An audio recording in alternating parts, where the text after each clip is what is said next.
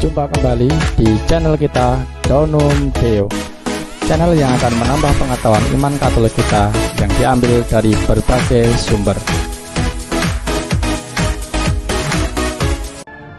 He took bread and giving thanks broke it and gave it to his disciples, saying, Terimalah Take dan this, makanlah. all of you, and eat of it. Inilah tubuhku For this is yang my body, dikorbankan which bagi. will be given up for you. Ini adalah penggalan kata-kata konsekrasi yang diucapkan para imam pada waktu doa syukur aku, dan yang karenanya serta berkat daya Roh Kudus, roti dan anggur berubah menjadi tubuh dan darah Kristus. Terjadi perubahan substansi dari roti dan anggur menjadi tubuh dan darah Tuhan. Inilah yang disebut dengan proses transubstansiasi. Namun dalam perjalanan gereja, Tuhan terkadang meneguhkan iman umat dengan kehadirannya secara kasat mata, yakni terjadi perubahan bentuk menjadi daging dan darahnya sendiri, atau yang disebut dengan mukjizat Ekaristi. Nah, dalam video ini kita tampilkan 3 mukjizat Ekaristi terbaru di awal abad ke-21. Mukjizat pertama, mukjizat Ekaristi di Meksiko. Peristiwa ini terjadi pada tanggal 21 Oktober 2006 di Gereja Santo Martinus, Tlalpan. Menjelang ibadat adorasi jam 3 sore, umat berkumpul di gereja. Ketika Pastor Jose Gudino hendak mentahtakan sakramen Maha Kudus, hosti kudus tersebut sudah berlumuran cairan warna merah. Sesaat kemudian sang pastor mendengar suara, "Dirikanlah kapel adorasi di tempat ini." Peristiwa itu kemudian dilaporkan kepada uskup setempat dan dimulailah penyelidikan. Penelitian ini memakan waktu beberapa tahun dan hasilnya diterbitkan pada tahun 2013. Cairan merah tersebut memang darah manusia yang mengandung DNA dan hemoglobin.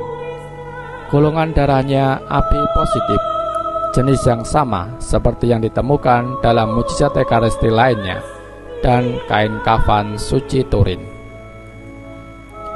2 mukjizat di Polandia. Peristiwa ini terjadi pada tanggal 12 Oktober 2008 di Gereja Santo Antonius, Sokokal. Ketika sedang pembagian komuni, ada hosti yang terjatuh. Kemudian imam mengambilnya dan menempatkan dalam vaskulum atau wadah kecil berisi air untuk melarutkannya dan menguburkannya. Itulah ritual yang akan dilakukan untuk hosti yang rusak atau kotor.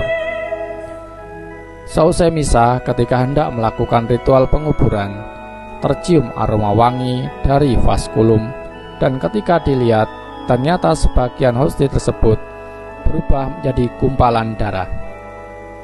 Potongan hosti berdarah kemudian diteliti oleh para ahli patologis, dan para ahli mencapai kesimpulan yang sama, yakni sampel yang diperiksa bukanlah gumpalan atau darah. Ini adalah jaringan otot jantung manusia dan masih segar. Jaringan ini sama dengan mukjizat yang terjadi di Lanciano, Italia pada tahun 700-an.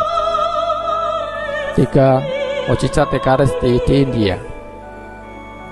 Peristiwa ini terjadi pada Jumat 15 November 2013 di Gereja Kristus Raja, Kerala, India. Pada suatu misa pagi, sementara pastor memberkati hosti, tampaklah wajah Kristus di hosti tersebut. Sosok wajah Kristus terlihat begitu jelas. Pastor dan umat yang hadir dapat menyaksikan hal tersebut. Kemudian ribuan orang berziarah menuju ke Gereja Kristus Raja untuk melihat gambar wajah Tuhan di sakramen Maha Kudus dan mohon berkat Tuhan. Saat ini hosti tersebut dikirim ke Roma untuk dilakukan penyelidikan sebagai syarat mukjizat Ekaristi. Itulah peristiwa mukjizat Ekaristi yang terjadi di awal abad 21 ini. Semoga semakin meneguhkan iman kita. Silakan